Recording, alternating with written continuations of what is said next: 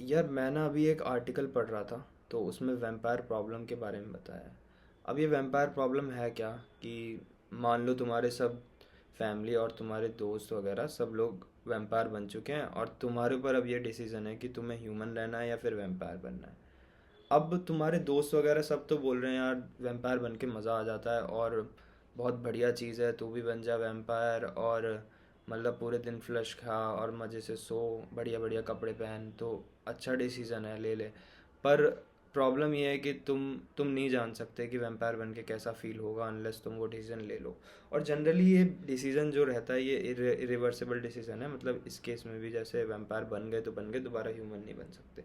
तो ये irreversible decision है, कोई ट्राई अगेन वाली चीज़ नहीं है, या फिर तुम दोबारा ह्यूमन नहीं बन सकते। तो ये प्रॉब्लम है।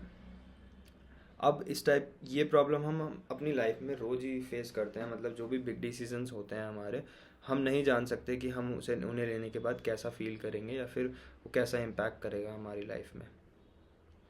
तो अब वही वैम्पायर वाले केस में अगर हम आए, तो तुम ये तो कर सकते हो कि ह्यूमन रह के ही तुम कॉफिन में सोना शुरू कर दो, बढ़िया वैम्पायर वाले कपड़े पहन लो और फ्लैश खाना शुरू कर दो।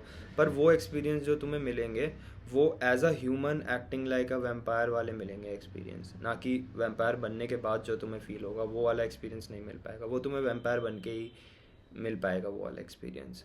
अब प्रॉब्लम ये है कि अब इसी टाइप के डिसीजंस हमें लाइफ में भी बहुत लेने पड़ते हैं जो हमारे लिए इरिवर्सिबल होते हैं, और जनरली ये बिग डिसीजन होते हैं, जैसे कि पेरेंट बनना या ना बनना, या फिर चाइल्ड चाइल्ड एक करना, अडॉप्ट नहीं करना, इस टाइप के डिसीजन जो होते हैं ये इरिवर्सिबल होते हैं, और तुम नहीं जान सकते कि तुम पेरेंट बन के तुम्हें कैसा फील होगा और तुम्हारी लाइफ पे क्या इम्पैक्ट डालेगा वो।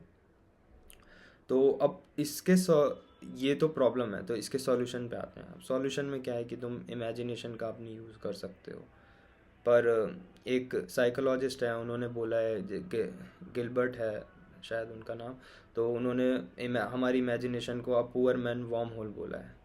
अब वार्म होल तो मतलब ट्रैवल कर सकते हैं, इमेजिनेशन में हम कहीं भी ट्रैवल कर सकते हैं, पर पुअर मैन क्यों बोला? क्योंकि हम हम लोग सरप्राइजिंगली बहुत मतलब बेकार हैं अपनी इमेजिनेशन में, और अपने जो जो भी इवेंट्स और चॉइसेस को लेके जो भी हमारी लाइफ में इम्पैक्ट डालेगा उसके बारे में सोचने में हम लोग सरप्राइजिंगली अच्छे नहीं हैं। तो अब और क्या कर सकते हैं?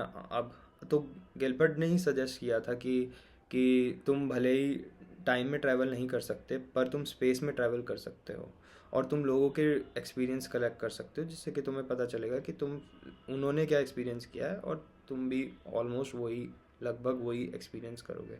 तो तुम तो ये एक तरीका है, मतलब टाइम में ट्रैवल करने का, या अपना फ्यूचर प्रिडिक्ट करने का, कि जो उनके साथ हुआ है मोस्ट प्रोबेबली वही तुम्हारे साथ होगा, वैसा ही तुम फील करोगे।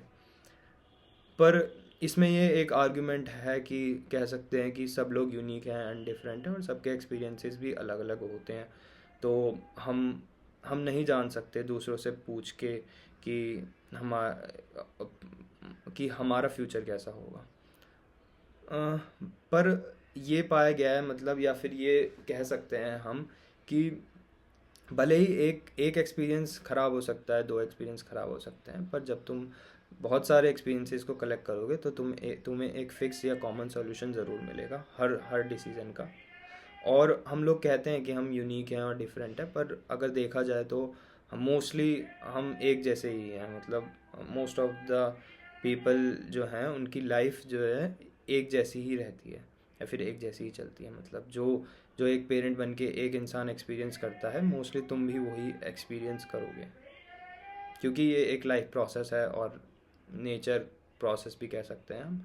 तो वही एक्सपीरियंसेस तुम्हारे साथ होंगे, तो मोस्ट प्रोबेबली तुम भी फील सेम चीज़ ही करोगे। बस इतना ही था ये।